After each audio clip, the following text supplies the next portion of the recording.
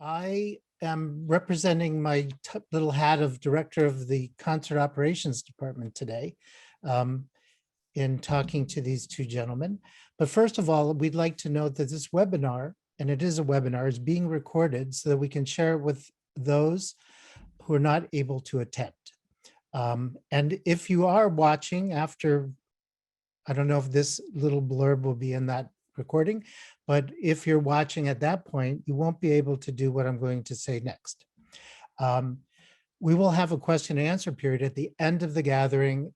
And if you would like to ask a question, if you go to the bottom of the screen on your Zoom, please ask a question. We'll try to answer all the questions. I'll be back then. And it should be very interesting. The two men that we're talking to today, I've known for a long time. My first job in Boston was working at the Handel and Haydn Society. And I basically came to rely on John Demick, who's our stage manager of the Boston Symphony, to take care of us when we would come and do concerts there. And John was always very attentive to our needs, and we always look forward to seeing him. Jake Moerschel was kind of born into the Boston Symphony, but I'm going to turn it over to them, let them tell their stories, and I will see you later. Thank you. Over to, I believe we're going to Jake first. Thank you very much, Chris. I guess I'll start this off. As Chris said, I did grow up in the BSO family. My father played cello for 35 years, so I grew up going out to Tanglewood and coming to Symphony Hall. I started working backstage in 1992 as a stagehand for the Tanglewood Music Center. Worked my way through college, coming back every summer to work at Tanglewood. And then I became a full-time stagehand for the Symphony in 2001. I became technical director in 2016. So I think John and I can both say we've probably been part of close to 10,000 concerts each, if you figure maybe 300 a year for 30 years. So anyhow, I have a little slideshow. I'm going to show you some things about what we've done to Symphony Hall to work through the COVID pandemic. So Jim, if you can start my slideshow, that'd be great. So what we had to do for the pandemic was reconfigure the stage at Symphony Hall. We worked with guidance from the 9 foundations to socially distance musicians. We had a 6-foot buffer between string and percussion players and a 10-foot buffer between the wind and brass players. Doing this, I believe we have created the largest stage in Symphony Hall history. So the first slide will show you the Symphony Hall stage with a depth of 33 feet. And that's what we're on right now. It's 33 feet deep. It's 44 feet wide at the back wall where the chorus is, and 55 feet at the proscenium, which is at the front of the stage. We began by using our 13.5-foot stage extension. So Jim, if you can go to the next slide. This is our largest stage that we would normally have. We would use it for any very large performance, or in particular, whenever the chorus is on stage. It's made up of 57 individual decks, each with 4 legs, and it gives us a depth of about 47 feet. With the COVID requirements, this stage was still too small to accommodate Tony Fogg's programming. So we came up with the idea to bring our stage risers from the shed at Tanglewood to extend our stage even further. So Jim, on to the next slide.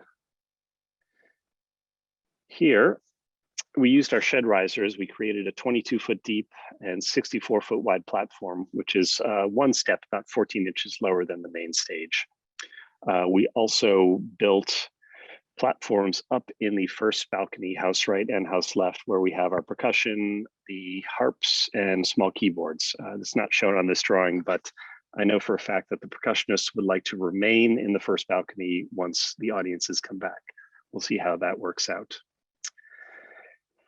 If we go to our next slide, I have a slide. This is a stage setup that I've done. It shows 10-foot circles around the wind and brass players and 6-foot circles around the string players. As you can see, we have about 60 musicians on stage, and that pretty much fills up this enormous stage that we've now made. 59 musicians and a conductor in this setup right here. If we go to the next slide, that is the stage setup. You see the lower stage, which is a darker color brown, and then the upper stage, and that's about the spacing that we've used since October when we started back. And next slide, Jim. Now, this is a picture of a similar sized orchestra. It's about 63 musicians. This was from a youth concert, which is why everyone is in different colored shirts. But you see how easily they fit on just our regular stage at 33 feet deep. And you see how much room we actually need to accommodate them with the COVID spacing. So we'll see what happens in the fall if we need to keep some kind of spacing along. It'll be up to the 9 foundations to lead our guidance on that. So we've used this for the BSO Now productions that we've been doing since October. We also did a recording, Pops in Love. So I have the next setup. And for this, we had dancers. So we had to build yet another stage in front. You see, we have a 16 by 32 foot dance floor. And we put it about 12 or 14 feet off of the stage, for distancing requirements between the dancers and the musicians, but also just to create some visual separation for video. So we also added special lighting for this Valentine's Day show. And if you see the next slide, Jim, we can see the stage kind of lit up. You see festoon lighting, which is these lights that you actually see behind me on the first balcony and around the stage. And we thought that it added just a nice touch to our Pops in Love program. If you go to the next slide, I have a shot from front of house, and what you see in the foreground there, angling up across the screen, that is the 24-foot jib camera. Now we've had that for almost all of our BSO recordings and the Pops in Love, and now we're using it for the Pops recordings we're doing for future release. And that camera is able to kind of swing all the way around the front of the stage. So that's what gives all of those fantastic shots, kind of swooping in on the violins or the conductor. It really is just a really nice touch, considering that we don't have any other manned cameras on stage. Everything else has been robotic. If we go to the next slide, please. I just want to talk about lighting a little bit. Lighting has been very crucial. Since all we're doing is recording this stuff for video, it's not for an in-person audience. To reduce our lighting budget during COVID, our lighting designer, Pat Milovic, he reimagined our lighting plot to use only lighting fixtures that we own to create a beautiful environment for the camera. We're able to use kind of everywhere in the auditorium to place the cameras. So if you were to walk in here right now, there would be lights literally sitting in seats and in aisles. But it's able to kind of light up the hall like you see behind me. During a kind of normal season, we would have, approximately 145 light fixtures, 31 moving light fixtures, the majority of which we rent. And then we have our 5 beautiful chandeliers, which have a total of 395 chandelier bulbs. And I will say this, I saw our first bulb outage of the year of those 395 chandelier bulbs. Next slide, please. For this COVID lighting package, we decided we would strip all of our lights from Tanglewood. So we took 50 from the Lindy Center, about 40 from the shed, and 45 from Ozawa Hall. We also stripped out any additional cable that we had. It ended up being almost a half mile of lighting cable that we're using to power all of these lights. Next slide, please. So we now have about 330 lights. We only have 3 moving lights at this point, and we still have our 5 chandeliers with 395 bulbs. 67 of these fixtures are LED fixtures, which are nice. They don't consume too much of electricity, but the rest are incandescents. Every day we have to check the lights to make sure that there are none out, because each one has its own section, and because of the vast size of the stage, we don't really have any spare lighting to see. So if you have my next slide. that shows kind of the architectural lighting from the stage, very similar to what is behind me right now. And finally, if you get to the next slide, Jim, here we have our electricity usage. If you add up the wattage of all those lights that we're using, you get about 160,000 watts of electricity, about the same as 1,600 100-watt light bulbs. And for every hour that all these lights are on, it costs about $20.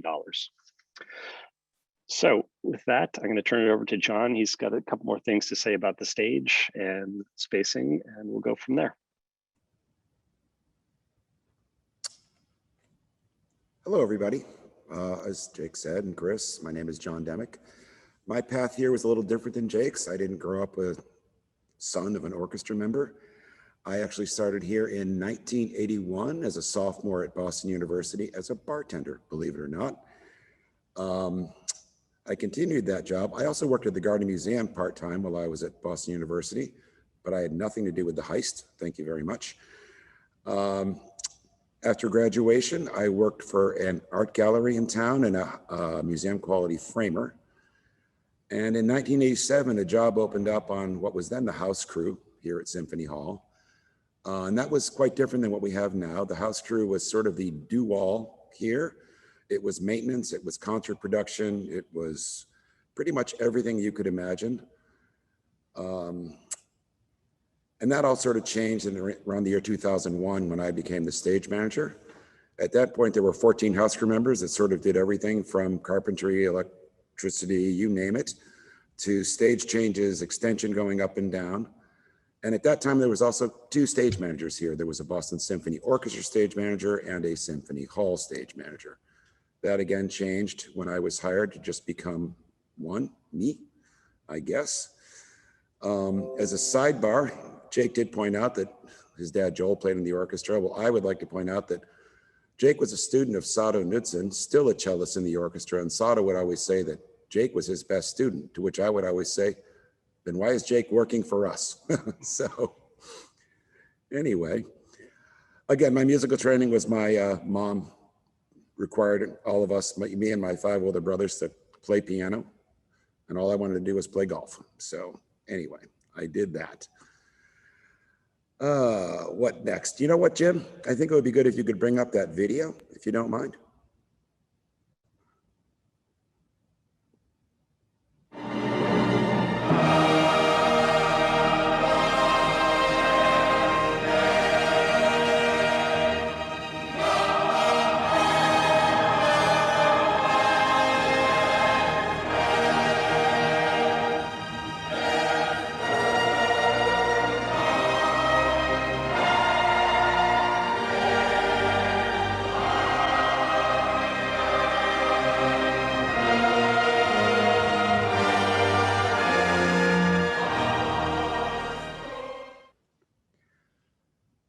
Okay, that recently aired on our BSO Now platform. It was an archival recording of Seiji doing Mahler 2, The Resurrection Symphony, on this very stage. And I think what you'll see is how close everybody was. The extension that was up for that was an in-house built, basically a 4-foot extension. And that was with full chorus. Karen, I'm sure you missed singing that, by the way. Jim, next slide, please.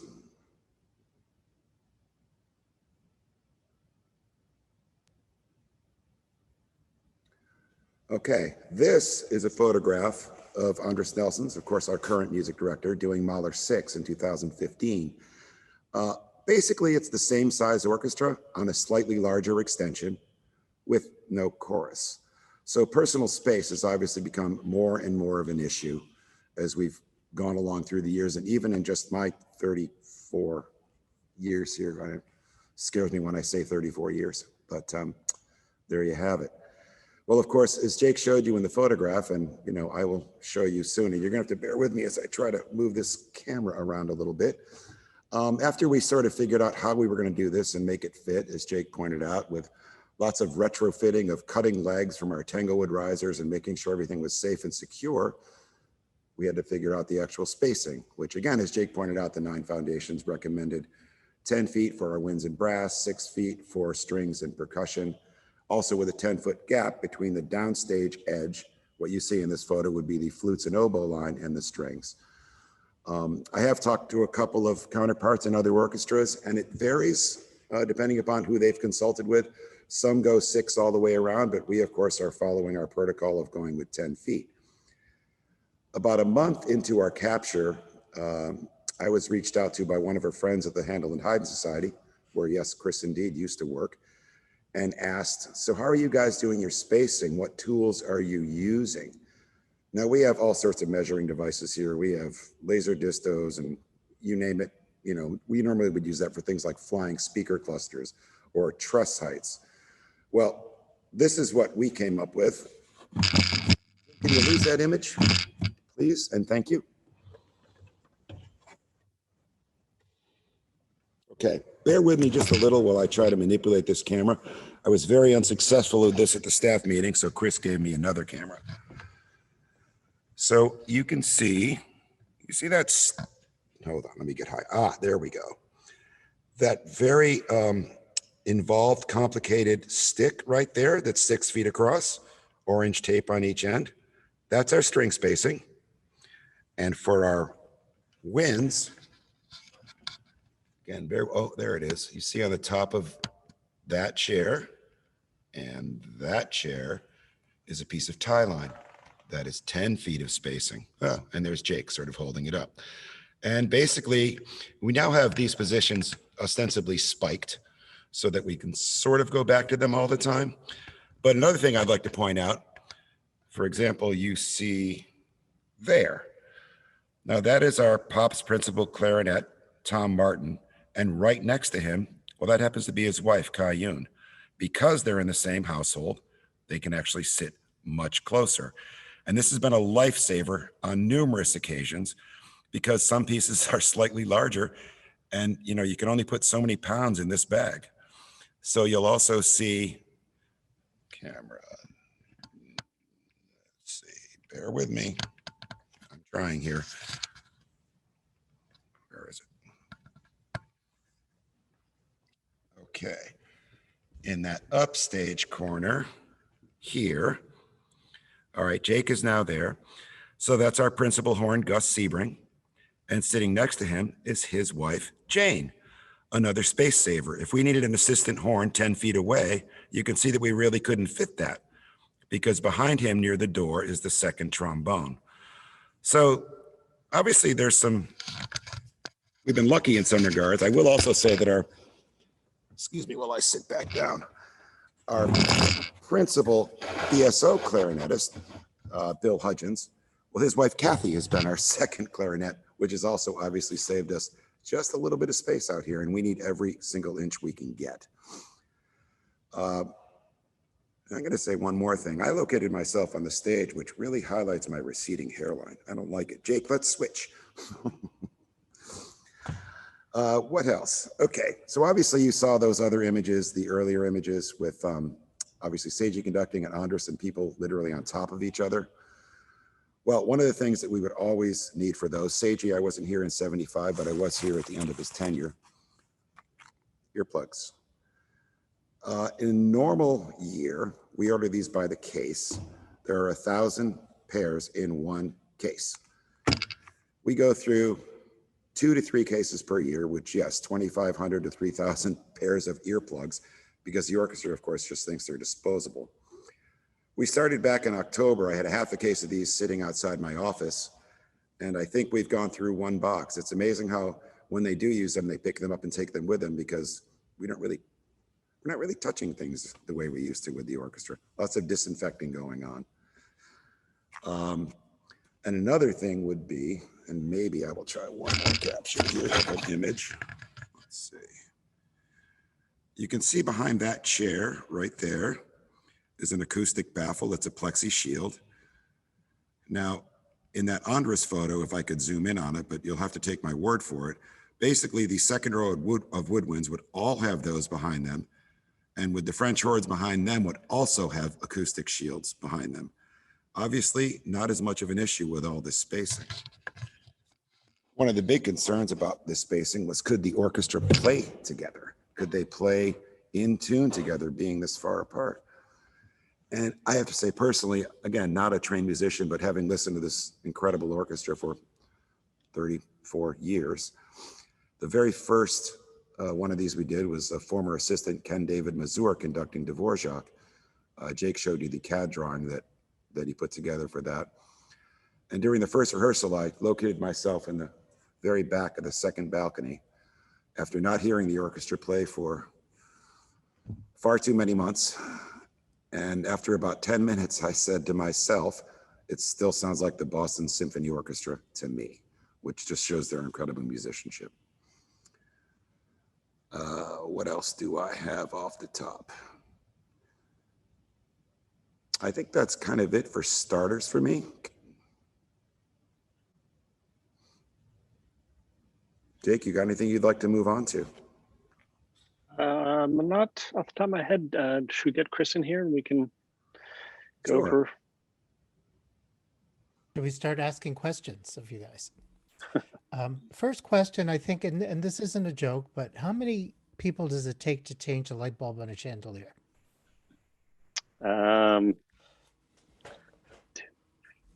At least 4. Okay. 2 people up in the attic and at least 2 on the ground. And when we do change them, we change all 395 at once.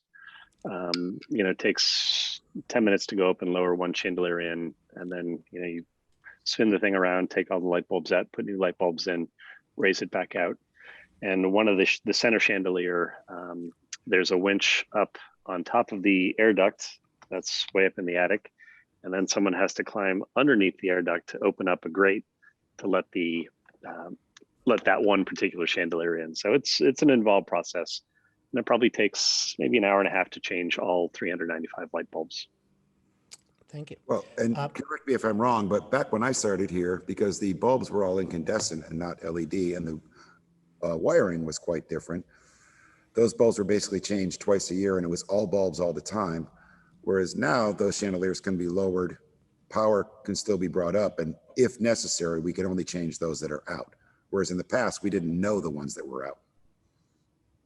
So that's correct. There is a cable reel up there, so you have kind of continuous power, so that you can power the chandelier at any height. And you can't really tell from behind me, but right now the chandeliers are lowered in a little bit. It makes for some better video. We could put them at any height and light them up at that point. One interesting fact about the chandeliers too is that they are all on counterweight systems.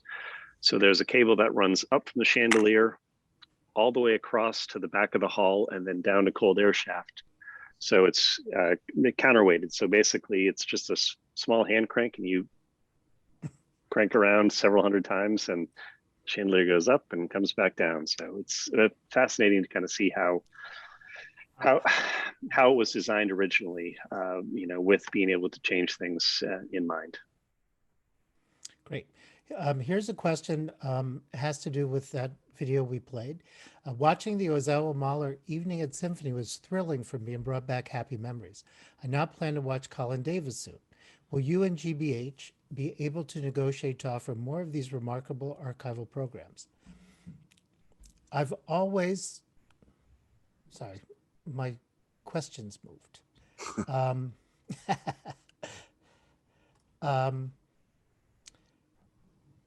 I've always, well, anyway, the question disappeared, but hopefully we'll get to the heart of the answer. Last summer, the Boston Pops worked with GBH to provide 5 Evening at Pops programs that were broadcast on Channel 2 over the course of the summer. And this year we went back to GBH, and we have a great relationship with GBH, to ask if we can use some of these great Evening at Symphonies programs to come with in between some of the new things we're going. So I think that we're ending the BSO season with these archival concerts, and we hope that we can partner with GBH to provide more concerts on our site. At the end of the concert, I found it, had always thought the filming of the players was the best in the world. Thank you. And I know that one of the main directors is a close friend of ours, Bill Cosell, who we've worked with many times over the decades. And we miss working with Bill, but we'd like to see him at Tanglewood. Anyways, there's another question. Let me go back to the open questions about, are we returning lights to Tang? What are we doing about Tanglewood with lighting? In 4 or 5 weeks, when we're done capturing the pops, we will strip everything back out of Symphony Hall, return all the lights to their various homes at Tanglewood in our 3 different venues. We will, as we would normally do, bring in a lighting package, a rental lighting package of moving lights for the shed, which this year in particular, we're going to augment because we will be doing live streams from Tanglewood. So with all the video that we do, it's really important to have very even light, not only from above, but light coming from kind of every angle. You can see a little shadow on my face. If it's lit well, everything would look even and well lit. So that's our goal with Tanglewood lighting. But yes, everything will get stripped out of here except for the chandeliers and returned to its proper home. Thank you. Somebody's asking about live performances. Our intention is we start up at Tanglewood with live performance with audiences. We will continue taping, and we are taping Boston Pops concerts on the BSO Now platform, but with live audiences, we begin on July 9th, first Boston Symphony concert on July 10th. Another question for both of you. Does each musician have a backup instrument in case a mishap happens? I'll take that one. I think the short answer is they may have a secondary instrument, but generally it's not with them. We've certainly had instances, for example, where I believe it was Tamara playing a large solo and her violin blew up and she was basically handed the violin of the assistant concertmaster that was sitting next to her to finish playing. So I'm sure that, many of these musicians, our horn players, for example, when we go on tour, our principals will bring 3 or 4 horns. So sure, they all have backup instruments, but I don't think they're always with them in the building, especially now, because not only is the stage and the hall itself physically distanced, but I mean, our musicians can't even really use their locker rooms anymore. Our corridors are currently lined with tables, socially distanced with names on, everyone's name on them. They go to various locations. Our violins are in the corridor on the, what we call the house left alley side of the building. Our cellos are on the house right side of the building where the main entrance is. The woodwinds are in the bar in the back of the auditorium. People are just spread all over the place. And I think the understanding, and I believe that they've been quite good about this, has been sort of come in, we do our rehearsals, we do our capture, and people leave. People are not entering in and out through the stage door anymore. They're not teaching their students here anymore. So people in the orchestra have been pretty great about following protocol, I have to say. And it's been a huge change for them as well as us. It's everybody. Yes, thanks. Here's a question from a former cellist about chairs and other equipment that might be personal. And do they go on tour or anywhere else, or do they stay in the hall? The answer is, I'll take that one too, Jake. If you look at this stage, you may think that basically all the chairs look the same. Well, I can tell you that they're not. Even the ones that look the same are different heights. And pretty much all of us could tell you what each individual member sits on, whether what we call a tall, which is taller than a red. We have cello chairs.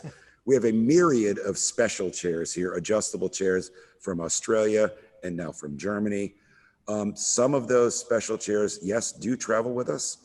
Funny story, Ikuko Mizuno, a violinist in the orchestra who's been here for, I don't know, 45 years probably. She has a very short old wicker chair, which she insists on sitting on. And we took it on tour because it has to go on tour. And it's not the most beautiful chair in the world. And I put it on stage. I believe we were in Essen in one of our European tours, and their stage manager came and said, that chair is not allowed here.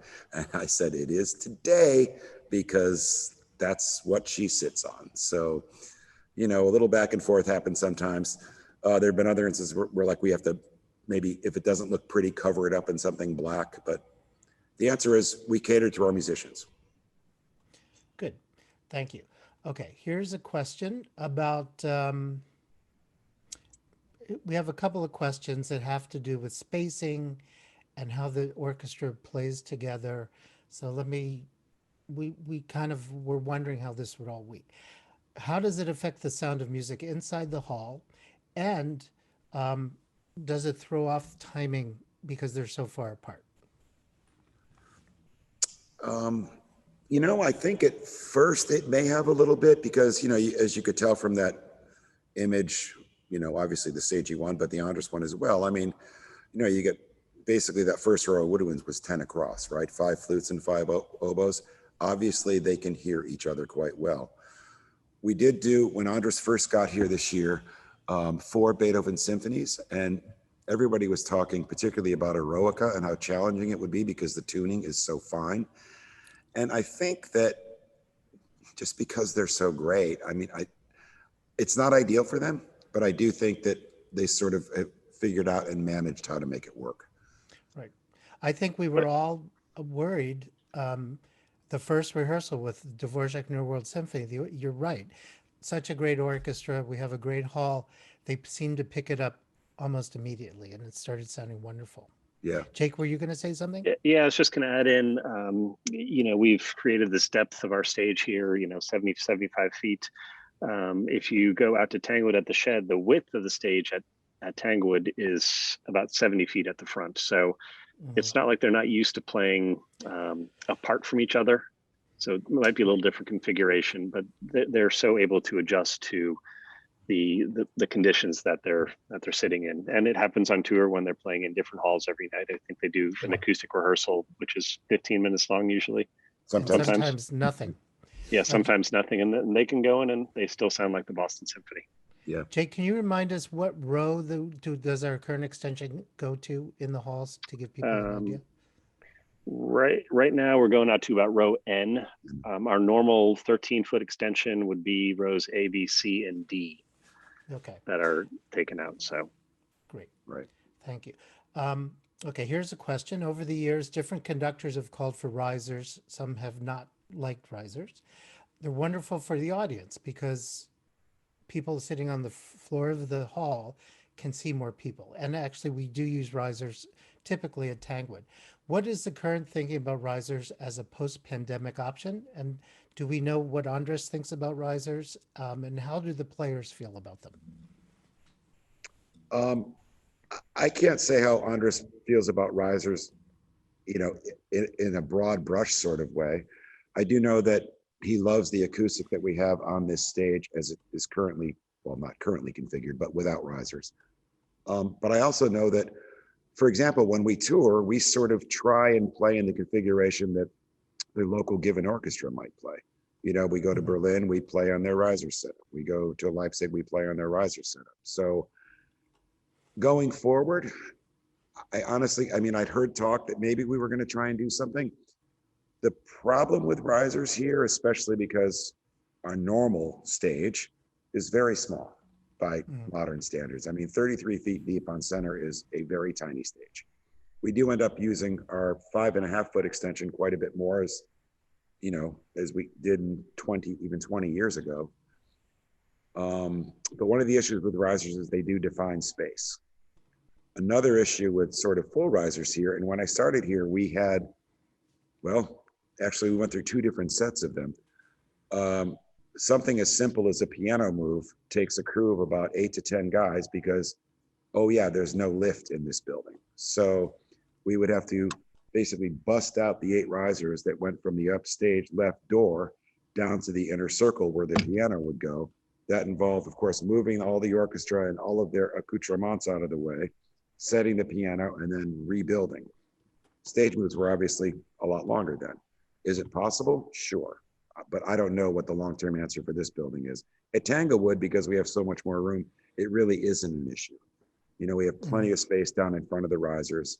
And I certainly can see why the audience, it would benefit the audience. Okay, yes. There are a couple of questions about lighting and the difference from original lighting and what we're doing now. People have commented that things look really nice on video when they're watching.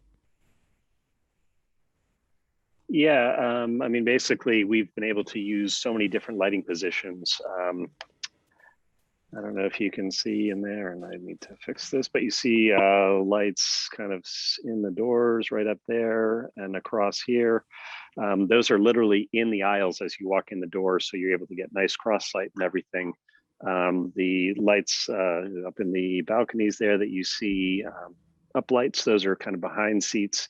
And a lot of those are just positions that we wouldn't normally be able to use if we have an audience in place. So not having an audience has allowed us to do a lot of things that we can't do conventionally, but it definitely has given us some ideas for the future. And I think no matter what, video is not going to go away. So we'll need to find ways to have better lighting for the orchestra as a whole.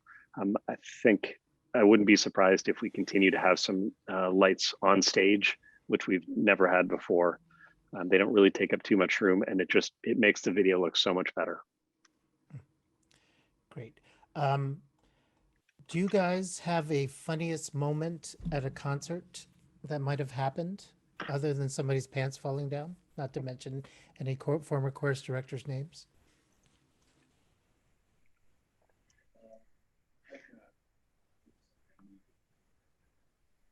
I actually have a couple I could share. We were doing what at the time Seiji decided later in his career here as music director that he wanted to do what he referred to, and the organization did, as semi-staged opera. Well, it wasn't semi-staged to the crew because we were basically building massive sets of various configurations on and off. And Chris actually reminded me of which opera this was. But in '95, we were doing this semi-staged opera of the Rake's Progress. With that, we had so the orchestra was ostensibly in a pit by being below the set that we built above them. There were 3 main platforms, and the timpani was sort of tucked underneath the far stage right platform. Our timpanist at the time was, of course, Vic Firth, who I always refer to per that Dos Equis commercial as the most interesting man in the world. I mean, Vic was not only considered maybe one of the greatest timpanists of all time, but incredibly suave, always well-dressed, drove a red Ferrari. I mean, Vic was cool. Anyway, during our final dress rehearsal of Rake's Progress, one of the singers on the platform, of course, mistakenly dropped what was basically a staff. It was almost like a broomstick that fell on one of Vic's drums and dented the head. Vic, in all of his candor and color, basically took that staff, threw it back up on the deck and said, "God, now I have to change the head." Vic retired in 2002 and that head was never changed. So from that dent stayed there, and Vic always sounded great. And one other little funny story that I wish I could have found the video for it, but I can't. We did a Holiday Pops recording. It may have been with local television, I don't know, 20 years ago. And at that point, when we used to do White Christmas at Holiday Pops, we'd go up in the rope loft, which is the loft directly over the stage, and drop snow on the orchestra. Well, the string players sort of put up a fuss because, and I get this, I mean, some of the snow, which was basically just like, a shredded fake plastic snow, was falling into like their F-holes in their instruments, like in the cellos and the violins. So they sort of put up this fuss. So, okay, no more snow from the rope loft. Well, the director of the show wanted snow, and it was agreed we could do it on the chorus. At that point, the Symphony Hall stage manager, Cleve Morrison, who was from Jamaica, who was Black, and me, who is not, went to either side. Let me see if I can show you this. If you can see the organ loft there, you can see there's a little thrust out of the organ loft in the center. Well, on one side of that was a white hand dropping snow on the chorus, and on the other side was a black hand. And there was a long shot of that was on the screen for probably about 5 seconds of 2 hands going, dropping snow. I thought it was kind of funny. Jake, got any funnies? Yeah, I do have one funny in particular, and John, you are part of this funny. Before I came on full time, I was living in Boston, and I came to Symphony to hear a concert. I believe they were performing Tan Dun, And it was back with Seiji, and we had orchestrizers at that time. So, 3 or 4 step levels. And in the back row, there was a percussion setup with a whole table full of tuned bowls, like Japanese bowls.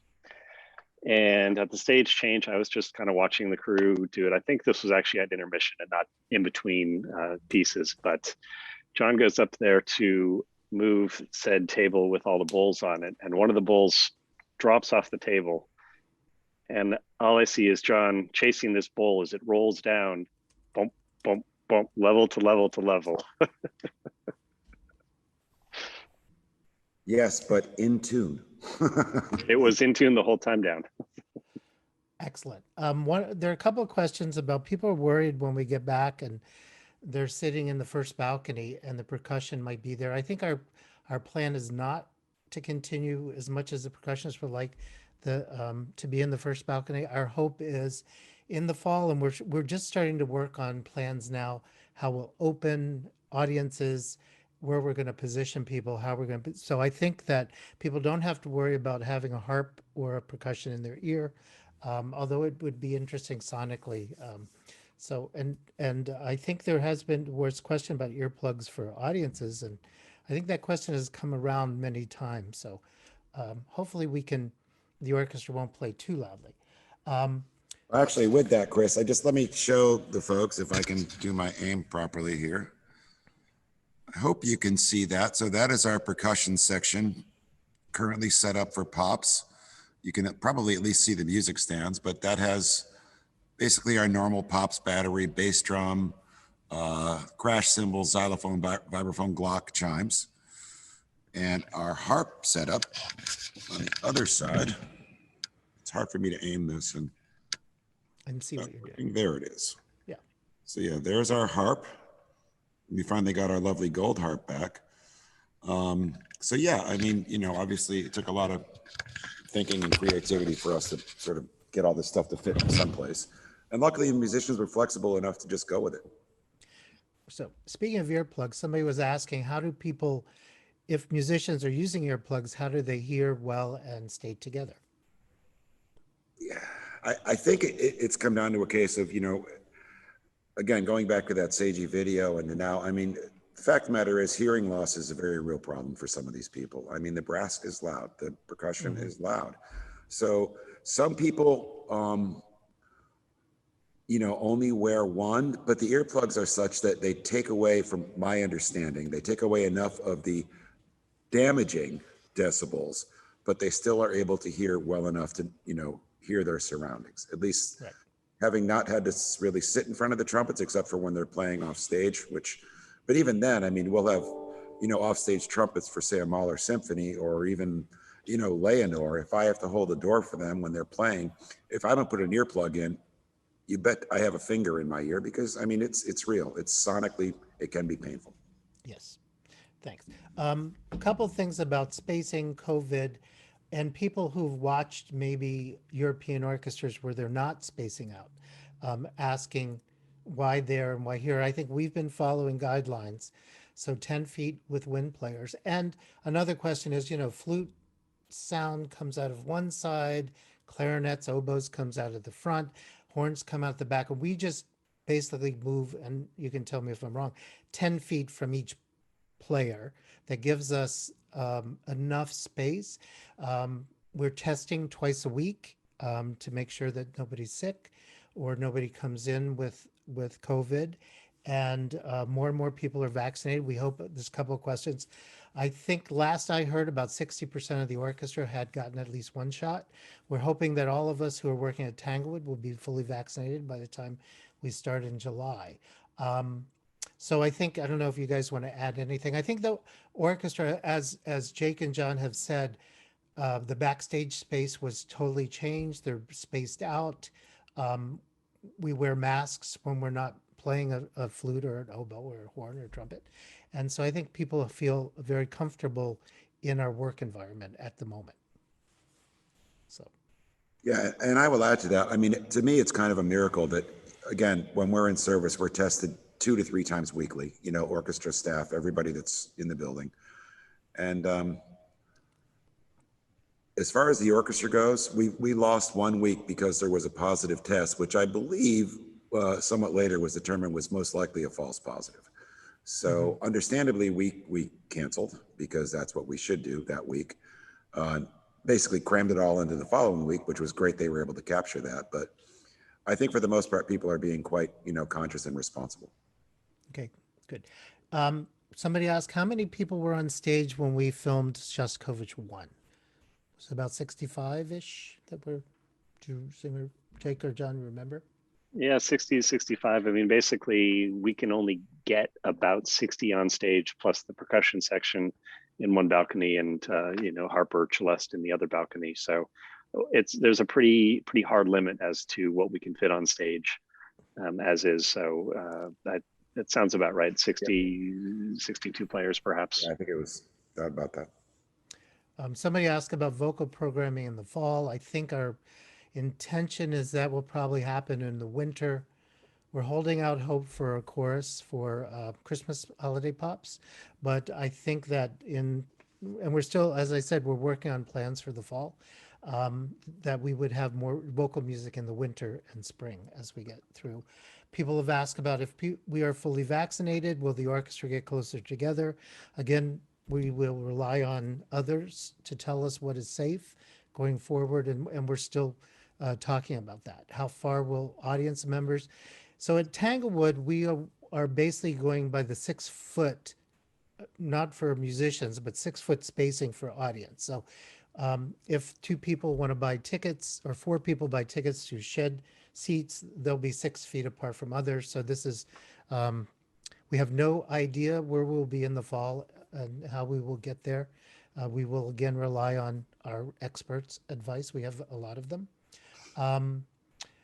Let's see. One person said changes to accommodate backstage. Where Jake and John, where you guys live, what have we done differently backstage in COVID times? Well, basically, I mean, backstage, even though it's tiny, and I did see a pop-up asking if we could show backstage, and I might try, but I don't want to lose the panel. Our backstage is tiny. For those who had the honor of seeing it, I mean, it's probably only about 5 feet wide, and it's 45 feet long. So currently, backstage is really the musicians don't enter that way anymore. They're not using their locker rooms. They're not walking through backstage. So backstage has become a great spot to store all of our microphones, which are, constantly changing. And there's still a couple chairs back there, which basically, myself or, one other guy, we can hang out during these captures to make sure that we're sort of ready to pounce, between pieces. But backstage itself is all of a sudden pretty quiet. Yep, great.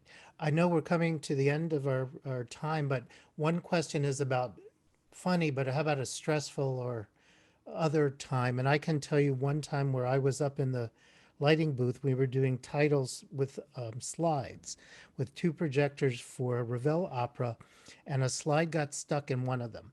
So we went through most of the opera, only being able, I would think I was being able to play every other slide. So I'm sure it didn't make a lot of sense to people that day. So I was up there sweating quite a bit because it wasn't working. And we've abandoned those things soon after that. But John? Well, yeah, I have well, it's actually 2 stressful backstage stories, but it's neither from backstage at Symphony Hall or Tanglewood.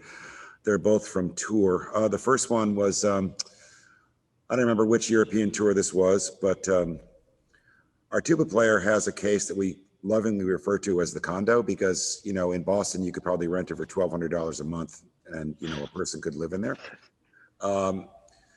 We did a concert in Hamburg. This is the old Hamburg concert hall before the Elbe Philharmonie was built. And it was, a beautiful old hall, but lots of little rooms. Our concert the next night was in Berlin. Now, Berlin is obviously one that everybody circles on their calendar because, well, it's Berlin, right? So we get there and we're loaded in and set up and the musicians start arriving. And Mike Roylance, who's actually a really good friend of mine, said, "John, where's the tuba?" And I said, "Oh, it's, no, it's not. Oh, it's," well, we had left, which ultimately is me, the condo in Hamburg. Mike didn't have a tuba. And luckily, the Berlin player let him borrow his tuba, which was about twice the size of Mike's tuba, but he's such a great player, he made it work. The second one is our very last European tour. It's often a tradition that there is a tour party at the end of a tour. And because of the nature of our jobs, it's pretty rare when we can actually make it because, you know, the crew we're first in, last out. Well, Andres was hosting a tour party at his lovely hotel, and we were determined that we were going to make it. So we loaded out of Berlin, and we got to the hotel, and everybody was leaving. So, okay, fine. We didn't make the party. Again, no big deal. The guys and I went and got a beer, went home, went to bed. We had to get up the next morning to fly to get our stuff out. I woke up in a cold sweat at about 6 a.m., realizing that in our haste to get out, I left Andres's case in the conductor's room. So with Chris's help, thank you, and our freight people and travel people, I was able to get to Berlin, who had a rehearsal that morning. I went into the room before their conductor came in. Andres had left it wide open. Andres is a cologne aficionado, for those of you who don't know. Well, it was wide open, and I went to close the drawer, and the drawer below it fell out, and there was cologne all over the place. So anyway, we were able to get it on our flight back, not orchestra flight, but cargo flight, and that was not such a great feeling. But we all make mistakes. We all do. And I think the great thing is finding out the mistake before it is too late. Yeah. Jake, how about you? I'm trying to think back. I think I've forgotten all the things that have gone wrong. I mean, it's live production, so things. Oh yes, that's a good one. We had a Pops concert at Tanglewood with video, and we have the roll down screen. You know, it's just rolls down, and we can roll it back up when there's no video playing. So for this roll down screen, it's very high tech. We literally have a garage door opener that's coded to the motor, so that you push the button, it goes up, you push it again, it comes down. That week, I'd asked someone if the batteries had been changed. They're like, "Oh yeah, we changed them back in this, you know, a month ago." And I unfortunately didn't change the batteries, so we have a cue to bring the screen in, and I hit the button, and the screen does not roll in. So luckily, there is a hardwired remote that's attached to the screen. Unluckily, that wired remote is only the cord on it is not very long. So I sprinted up the ladder at the shed at Tanglewood in the dark. I got to the top onto the catwalk. I ran down the catwalk to find the controller. And in the dark, I couldn't see the screen, whether or not it was rolling in or out. And I couldn't read the up or down buttons on the controller. Now, I'm not quite sure exactly how I got the thing to come in, but it did eventually get in. So the show was able to go on. Thank you, John, for that reminder. But I'd say, you know, just as one of the harder things is, you know, we do so many concerts, as I said at the beginning. You know, I think John and I each probably have worked, you know, closing in on 10,000 concerts across various venues, and just the unrelenting nature of production and how many concerts, you know, we do between the BSO, outside shows, pops, touring. You really have to have the right temperament and mindset to be able to kind of have this be your career. It's one that's very fulfilling, but it can be very difficult at times. And your family has to be kind of all invested. I'm lucky my wife also works for the symphony, so we both have an understanding about it, but it is not always the easiest job. But with great colleagues, it always helps. Yeah, thank you. I would just like to, as we've run out of time, thank you all for joining us. You can always rewatch. But also I would like to echo Karen's sentiment about thanking everybody. Without the people that are attending this and our donors, our board members, we couldn't be doing this. And it's been great that we have been able to, over the course of these, I guess, 15, 17, it'll be about 21 weeks of capture, that we can do it in a different way until we can all meet up together, starting at Tanglewood and hopefully back at Symphony Hall, to enjoy music together in one place, which is how we all think it should be done. So on behalf of Jake and John and everybody who works backstage, front of house, everywhere that we have. Thank you so much. And we look forward to actually hopefully seeing you, maybe with our masks on, in person at Tanglewood. So until next time, thank you. Thank you. Thank you.